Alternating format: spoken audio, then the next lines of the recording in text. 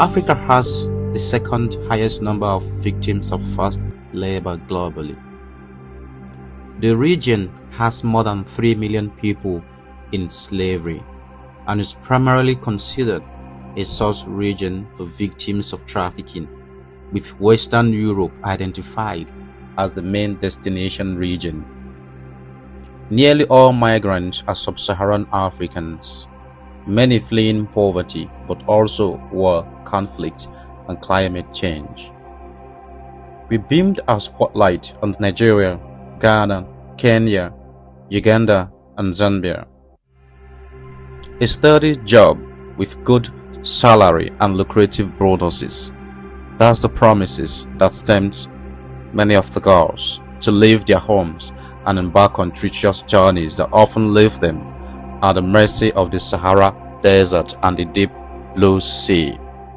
But when I got to Ghana, I and the lady had an agreement that if I don't work for her and trying to leave, I will die. And I'm a kind of a person that I like taking risk. So I said, okay. She gave me an egg and I swore on the egg. She cut my hair. So when I was going, I knew where she kept all those things. I broke the egg myself and I stood there for some minutes to check if I was going to die there or when I leave. But nothing happened, so I continued my journey. Favor Onyemaechi, now 18, lived with her family in Delta State, located in Nigeria's oil-rich region. She was trafficked to Lagos by her mother's friend for an onward journey to Ghana in 2019.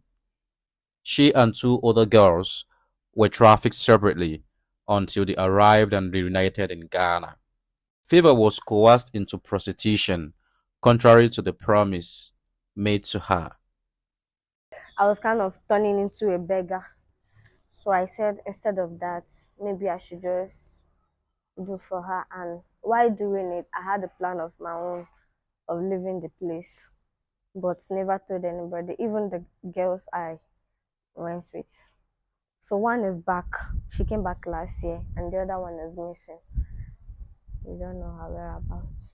Nigeria remains a source, transit and destination country for human trafficking, with 65% of the cases happening internally and 35% externally, according to the United Nations Office on Drugs and Crime.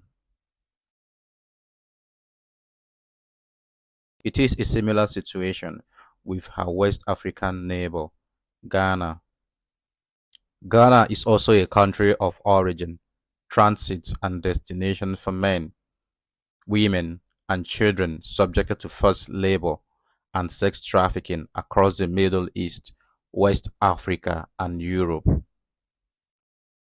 31-year-old Rose Dansam was trafficked from Nandam in the Upper West region of Ghana to Saudi Arabia.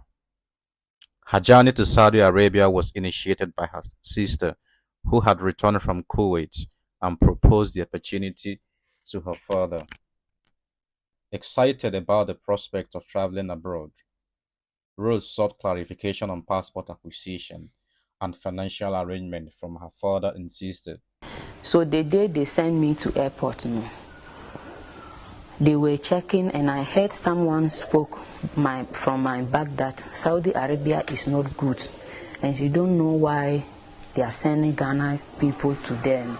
So I was very confused. Then I was not feeling happy to go there again. Upon arrival in Saudi Arabia, she was assigned as a house help in a household where she witnessed a tragic incident involving the death of a child. Following the incident, she faced challenges with her employers, including payment disputes and confiscation of her passport. Dansam was eventually transferred to prison due to circumstances related to the tragic incident. She faced exploitation and mistreatment by her employers in Saudi Arabia, including unpaid wages and imprisonment. She was, however, released from prison after intervention from a prison officer who facilitated the payment requested by her employers. She then returned to Ghana in poor health, requiring hospitalization and ongoing medical treatment. Her health has significantly deteriorated due to her experiences abroad, requiring ongoing medical care.